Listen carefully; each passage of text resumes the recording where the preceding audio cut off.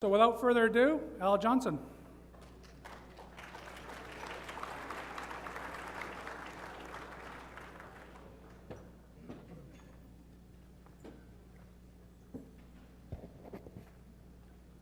Thank you, Mike. Good afternoon, everyone. I was going to say good morning, but I got bumped to after lunch. Now, I'll be straight up with you. On the heels of that last presentation, when I was going to speak before lunch, I thought to myself, what's this guy from WorkSafeBC going to say to keep people engaged for 20 or 30 minutes on the heels of that most entertaining, enthusiastic rock star, Craig Sexton, and just before this beautiful buffet lunch. Well, now I'm worried about if I'm going to keep you all awake because you've now digested that beautiful, or as you digest that beautiful lunch. So I'll do my best. Work with me, please, and we will get through this. So it's certainly my pleasure to be here. I think this is the third, or maybe, well, I think it's the third time I've been to this event. And I very much like this event, this particular conference every year, and I congratulate everybody who's pulled it together year after year, because this is different than most conferences. And the reason I think it's different is because you don't have to be here, but you want to be here. So the people that come to this are here because they're interested in learning about health and safety. And so I congratulate all of you and applaud all of you, thank all of you right off the bat for being here and taking time out of your Saturday. I am with a number of my colleagues here today as well, so I encourage you to engage with all of those people from WorkSafeBC. They do the real work. They make me look better. So I thank them as well for taking time out of their Saturday to be here. At WorkSafeBC, we're in the business of injury and disease prevention. That's what we do. Health and safety, that's our mainstay. That's our business. I know it's not your business. You have another line of business. You do something different. But I need to say that I also know health and safety is a significant part of what you do. And I'd like to thank all of you for working hard, making health and safety a significant part of your business, because more workers today in the woods, from the woods, in the forest industry are going home safely at the end of the day, free of injury and disease than they were many years ago. So I want to say thank you to all of you for engaging health and safety as a line of business, if it indeed is not the line of business that you're in. And you're making it more important and integrating it into everything you do, and that's important and where we need to go. This will work. There we go. So this morning, and I won't spend a lot of time on this, but you heard Rob speak about the days gone by. By show of hands, how many were working in the woods, in the forest industry 10 or 15 years ago, 2000 to 2005? So you know firsthand what I'm talking about. I can't pretend to know it firsthand because I wasn't there, but you were.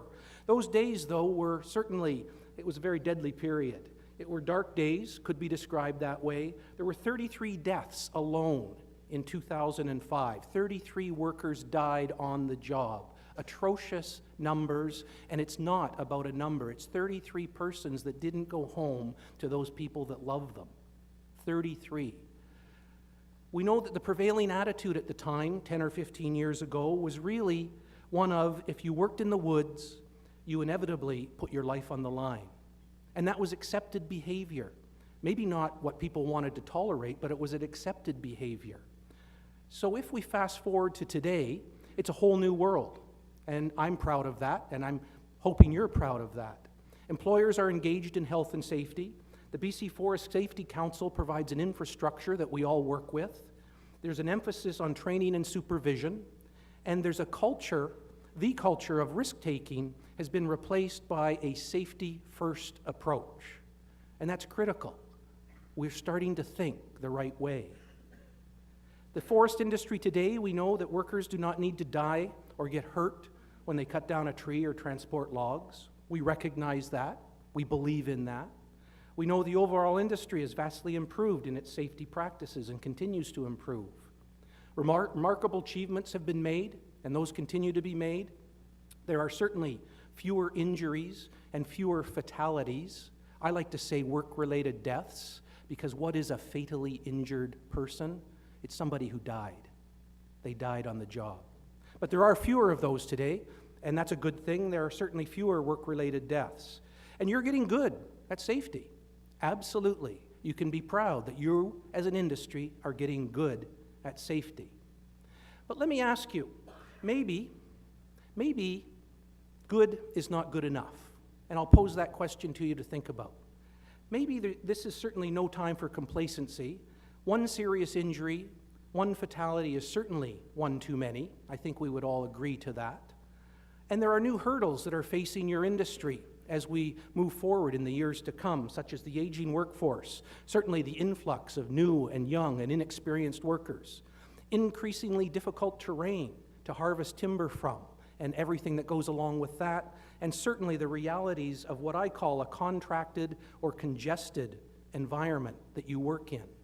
Those are hurdles that we have to address in order to continue to move forward, to be good at safety. But maybe good is not just good enough. Maybe we need to do everything we can to be great. And the theme of this conference is building a world-class safety culture.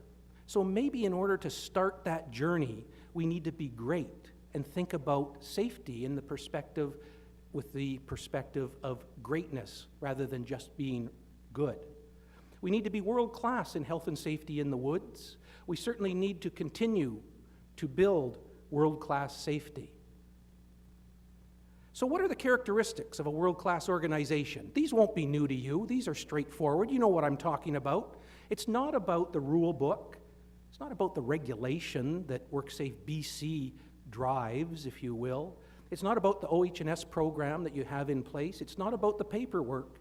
It's about the practice. It's about the action. It's about the doing. It's about the right culture for health and safety in each and every organization in this industry. Organizations with world-class safety culture do not just delegate safety to one person.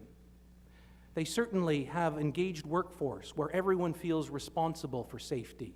They understand why it's important and why safety is part of everything they do. Everybody takes ownership to promote and ensure safety is not a way of doing business, but it is the way of doing business.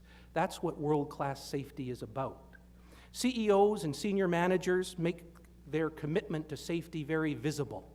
They don't just talk it, they live it, and they let other people know that they live it. Operations managers include health and safety in all of their business planning. They demonstrate their commitment through action that I referred to earlier. Frontline supervisors and workers know that they can report unsafe acts, unsafe conditions without reprisal, and that those reports will be taken seriously by those they work with. They feel comfortable working with management to identify safety concerns and find solutions, not just tell people what the issue is, but really work on it to resolve that issue. And again, I come back to the concept of everyone. Everyone takes ownership to their own safety as well as the safety of all others in an organization that is world-class. World-class organizations believe in safety excellence. They believe that safety is a core value in everything they do. Safety is essential to the livelihood of their business, and they are indeed then safety leaders. Anybody know Jim Bassett personally? There's couple of people in the room anyway. I don't know Jim, but I'm going to share with you a story about Jim, because when it comes to world-class safety is really about creating a culture where employees like Jim Bassett are the norm and not the exception.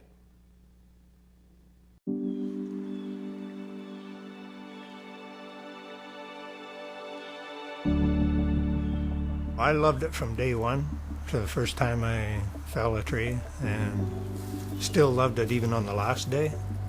To think that you had the power to control it, to go exactly where you wanted it. A certain amount was a power trip, I guess. Big trees, 8, 10, 12. I think the biggest one was 17 feet across. That's a rush because it's so big, you know. I couldn't wait to go to work every day. I was first guy up the hill and last guy there at the end of the day. My name is Jim Bassett, and I worked 37 years as a faller without an accident. Every morning, I always give them a hug and a kiss, and I'd always say, stay safe, have a safe day. It's always been a family occupation because my dad worked in the logging industry all his life. Jim's dad was a faller. As I was growing up, I thought, boy, I'd like to be one of those guys, because they were always thought of as king of the woods back in that day. Jim, he brings the best out of you. He basically brought the best out of me when I was working with him. He gets excited about going to work in the morning. He plans his day the night ahead of time. He wanted to get to the saw. He was one of the guys standing by the door ready to go. That was the difference between Jim and some of the others, so to speak, because he loved it so much. The people that I trained with, I thought they were very good when I think of them now, but there was a lot that probably never should have been there. Some of them, they had a good story to tell about what they wanted from safety, but not too many ever went beyond that. After a month, I wanted to be on my own. I thought I knew enough. And then you think back now, you didn't know nothing. Jim always had a plan. There was safety rules that he followed, that he was taught, and then he developed his own along the way. And he never changed from that. He never varied from it at all. When we arrive at the job site, we all get a map. We go over the plan. Everybody's got a spot they're going to go to work. If any one of us change our plan during the day for some reason, because of a little breeze or whatever comes up, I got to go over here, then they want you to stop. Let's go over the plan again, because we don't want to be somewhere you're not supposed to be. I think that was the good part of working with different people. You didn't have to feel inadequate by talking to somebody else. And a lot of times you both had the same idea that this is the way it should be done. I always felt really confident and comfortable with him and what he did in the job. Like he never was a show-off. He never went out there and tried to fall more trees than the next guy. He was very methodical, right? I've had people, a boss say, okay, we want you to start here and do this block. But when I'm going in there, it's my choice where I will start and where I go next. It's not going to be told to me because I'm the guy that's actually there. So I felt pretty safe. You can, for the most part, visualize everything that's going to happen. Anything that I couldn't see the outcome of, or there was more than one things that could happen, if you got somebody else and they said, well, no, I wouldn't touch it either, then we've lost it. Not a big deal, right? Falling in general is dangerous from day one till your last day of your career. You're dealing with elements at times out of your control. When you unleash a tree, the gravity takes over. You can have a falling plan, you can do your best to get away from the tree. If everything is going right, there is times where there's the unexpected. There was a few times when he would come home early, and I would know just the second he got out of the truck from the look on his face that there'd been a fatality or a bad accident and they'd shut the crew down for the day. You can't dwell on something like that. I mean, you can't get up every day and think your husband's going to go out there and have an accident, right? You got to have confidence in his ability and skills. It never worried me to go to work after that. And I've read all these reports and the investigation, and you say there's always reasons leading up to it. And you can say, okay, I would never do that. But there are some, in particular, a few years ago, one happened, and I knew some of the guys. I knew him, and talking to them, they all said, I would never have done anything any different.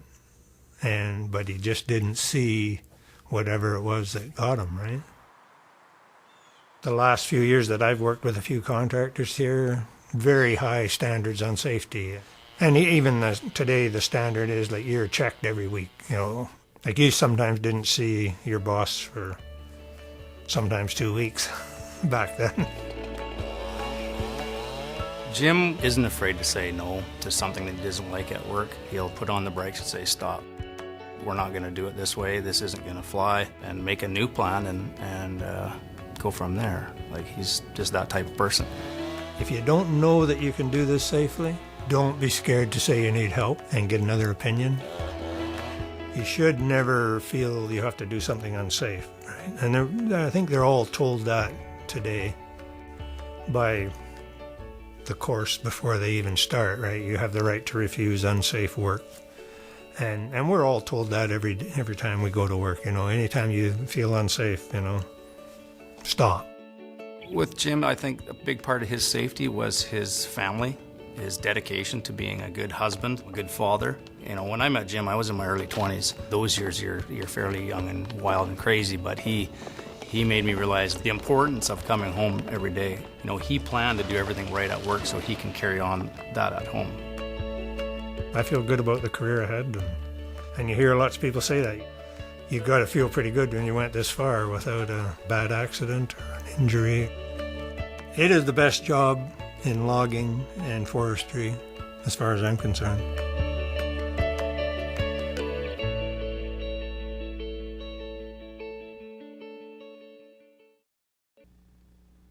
So this is Jim's story, and I thank Jim for that.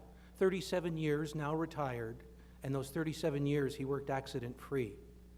And you can tell by the tone of his voice and the comments he makes that it's within himself that drove him to be accident-free for those years. So how can you begin to create a culture that fosters employees like Jim Bassett? I would suggest that you might ask yourself these 7 questions. And I'm not going to read them. You can look at them, and I'll leave them there for a moment for you to read through them yourselves. But those 7 questions are questions that give you some insight into what your culture is like right now in your own organization. And if, indeed, you don't like the answers to any of those questions, or you feel you would like to change your answers to those questions, when you ask yourself, how do you foster that healthy and safe culture in your own organization, I would suggest do something with those answers. Do something with the questions that you didn't like the answers to. Work with each other, share best practices amongst your industry, share health and safety initiatives with each other. Don't be backward at doing that.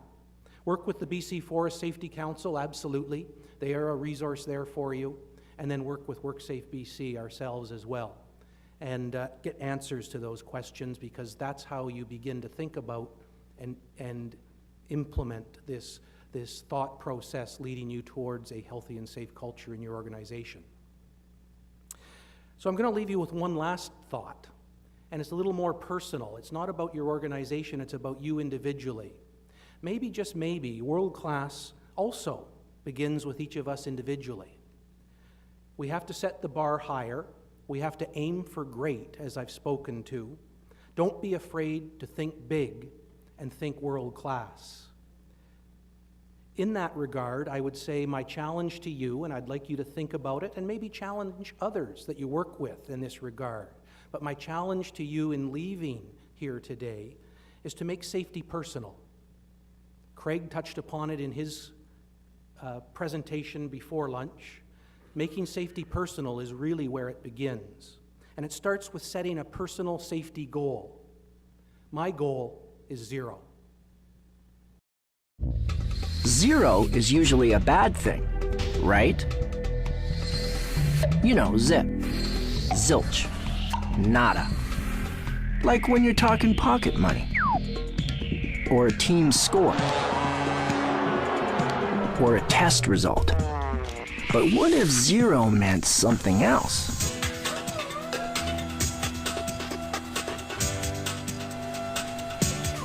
What if 0 was a good thing?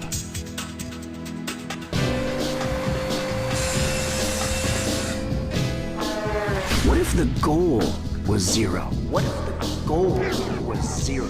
I did 0 today. So did I. What did you do today? 0 injuries, 0 diseases, 0 deaths. Make 0 your goal.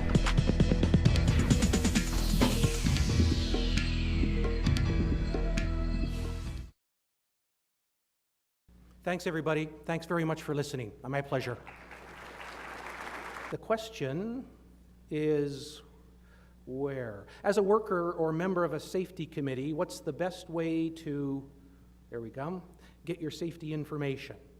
And people have said face-to-face discussion, tailgates, bulletins, meetings, depends on the information. Sometimes it's complicated, hands-on, floor examples, email, all of those things. I would agree with absolutely everything everybody has said there. And I think the most important thing is people learn differently. People absorb information differently. So depending on the personality of your members on your joint committee, use whatever mechanism is necessary. Some people very much relate to visual like videos. Some people very much relate better to one-on-one discussion.